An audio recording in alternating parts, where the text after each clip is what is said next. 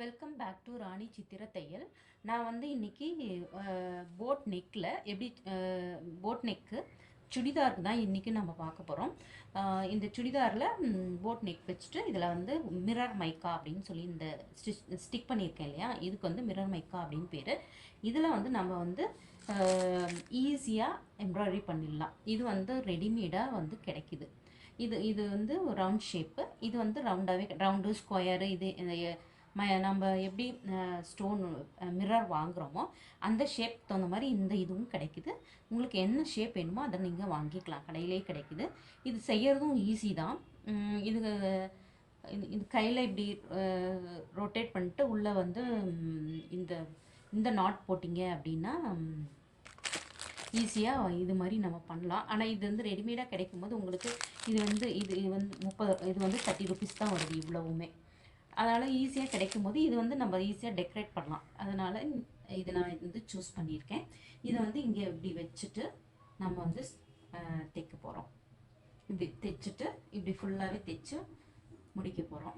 எப்படி தைக்கிறது அப்படிங்கிறத நான் உங்களுக்கு காமிக்கிறேன். இப்போ பார்த்தீங்க அப்படின்னா இந்த ஒயிட் கலர் த்ரெட் எடுத்திருக்கேன். த்ரெட் இப்படி எடுத்துட்டு நான் எப்பயும் போல் உள்ளே விட்டுக்கோங்க. பாருங்க, இங்கே ஃபிக்ஸ் பண்ணியிருக்கேன். இங்கே ஃபிக்ஸ் பண்ணியிருக்கேன்.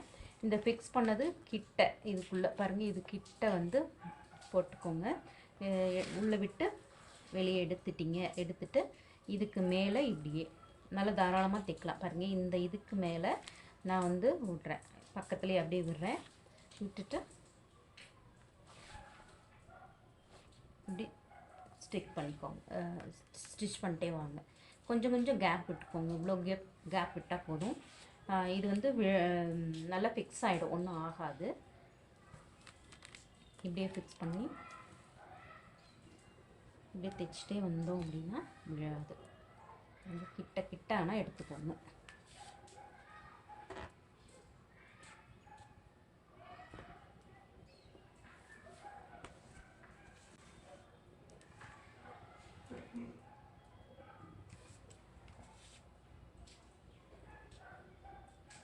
இது ஃபுல்லாகவே தைக்கணும்.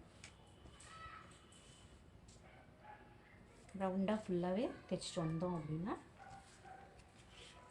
க்ரிப்பாக இருக்கும். திருப்பி அது வந்து நமக்கு இதுவாகி வராது, ரிமூவ் ஆகி வராது. அதனால் பயப்படாமல் நம்ம வந்து இப்படி சுற்றி தைச்சிக்கலாம்.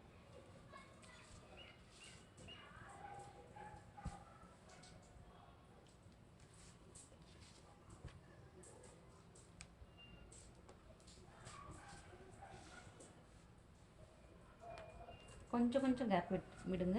இந்த லாங்காக தைச்சிங்க அப்படின்னா இந்த இது வந்து வர்றதுக்கு சான்சஸ் உண்டு. அதனால் நீங்கள் லாங்காக தைச்சிக்கோங்க. சாரி, லாங்காக தைக்காதீங்க, கிட்ட தைச்சிக்கோங்க. பாருங்கள், இது இப்போ முடிச்சிட்டேன். இது முடித்த பிறகு பேக்கில் ஏற்கனவே காமிச்சேன் இல்லைங்களா, அதே மாதிரி நாட் போடுறது தான் இது. பாருங்கள், ஏதாவது ஒரு தையல்குள்ளார இப்படி விட்டுக்கோங்க. விட்டுட்டு இப்படி இந்த த்ரெட்டை இப்படி ஒரு சுற்றிட்டு இப்படி எடுத்தீங்க அப்படின்னா நாட் விழுந்துடும். அதுலேயே திருப்பி இப்படி எடுத்திங்கன்னா நாட்டு விழும். இதை அப்படியே 2 தாட்டி சுற்றிக்கோங்க. இப்படி ரெண்டு த்ரெட்டில் இப்படி சுற்றிட்டு கட் பண்ணிடணும். திருப்பியும் நல்லா க்ரிப்பாக இருக்கும். இது திருப்பியும் வரவே வராது. வாஷ் பண்ணும்போது மட்டும் கேர்ஃபுல்லாக வாஷ் பண்ணுங்கள். அடித்து துவைக்கக்கூடாது, ப்ளஸ் வாஷிங் மிஷினில் போடக்கூடாது. வாஷிங் மிஷினில் போட்டோம் அப்படின்னா இதுக்குள்ளார ஒரு இது ப்ரேம் மாதிரி கொடுத்துருப்பாங்க. அந்த ப்ரேம் வந்து இப்போ உடஞ்சிரும். அதனால் அதை மட்டும் நம்ம கேர்ஃபுல்லாக பார்த்துக்கணும். இது வந்து பார்த்துக்கோங்க. இப்படி பாருங்கள், இது மேலே, இது வந்து அடியில், பேக் சைடு. இது ஃப்ரண்ட்டு, இது பேக் சைடு வச்சு தைச்சிக்கோங்க. இப்படியே கண்டினியூவாக தைங்க. இப்போ பார்த்தீங்க அப்படின்னா இது ஃபுல்லாகவே நான் வந்து தைச்சி முடிச்சிட்டேன். இதுக்கப்புறமேட்டு வந்து இந்த மைக்கா வந்து நான் இந்த circle shape of semi circle ஷேப்பில் இங்கே அதே ஷேப்பில் ஒட்டியிருக்கேன். இங்கே 7 6 5 4 3 அப்படின்னு. இதுலேயும் வந்து இந்த ரிங்கை வந்து நம்ம எம்ப்ராய்டரி ரிங்கை வந்து ஃபிக்ஸ் பண்ண போகிறோம். இப்படி ஃபிக்ஸ் பண்ணிவிட்டு அதை ஃபிக்ஸ் பண்ணி தைச்சிட்டு உங்களுக்கு நான் காமிக்கிறேன். அதுக்கப்புறமேட்டு வந்து இந்த சில்வர் பீட்ஸ் வந்து இந்த நெக்கை சுற்றி அங்கங்கே ஒன்று ஒன்று இங்கே அப்படி ஒன்று ஒன்று வச்சோம் அப்படின்னா அழகாக இருக்கும். அது எப்படி வைக்கிறது அப்படிங்கிறத நான் காமிக்கிறேன். இப்போ பார்த்தீங்க அப்படின்னா இது ஃபுல்லாகவே நான் முடிச்சிட்டேன். இந்த நெக்கு அப்புறம் கீழே இது ஃபுல்லாகவே நான் முடிச்சிட்டேன். அதாவது தைச்சு முடிச்சாச்சு. இப்போ பார்த்தீங்க அப்படின்னா இந்த இடத்துல நான் வந்து பீட்ஸ் எப்படி வைக்கிறது ஆல்ரெடி நான் காமிச்சது தான். இன்றைக்கி பாருங்கள், அதே ஒயிட் கலர் பீட்ஸு எடுத்துட்டு சன்னமான ஊசியில் இப்படி எடுத்து அங்கங்கே ஒன்று ஒன்று தைச்சோம் அப்படின்னா நல்லாயிருக்கும். அதுக்காக பாருங்கள் இங்கே வைக்கிறேன்.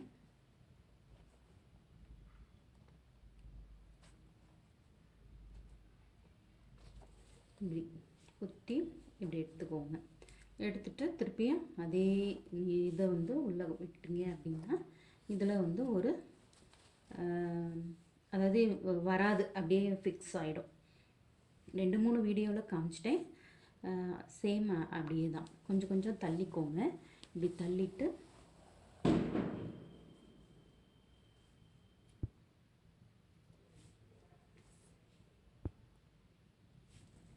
பாருங்கள், இது பக்கத்தில் இப்போ நான் போடுறேன். இங்கே குத்தி இங்கே எடுக்கிறேன். இப்படி பிடிச்சிக்கோங்க. பிடிச்சிட்டு ஒரு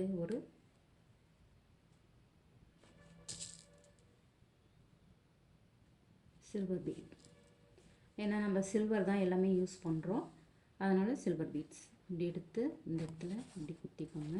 குத்திட்டு இப்படி எடுத்திங்கன்னா இந்த இடத்துல அப்படியே ஃபிக்ஸ் ஆகிடும். அதுக்கப்புறமேட்டு இந்த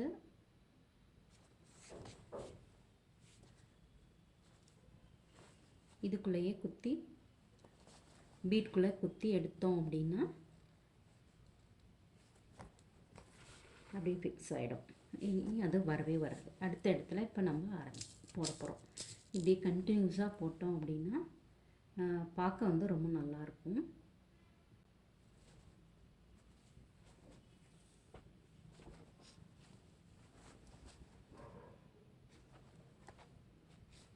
குத்திக்கோங்க. திருப்பி இந்த பீடுக்குள்ளேயே விட்டுடுங்க. விட்டு இப்படி எடுத்துட்டிங்கன்னா ஃபிக்ஸ் ஆகிடும்.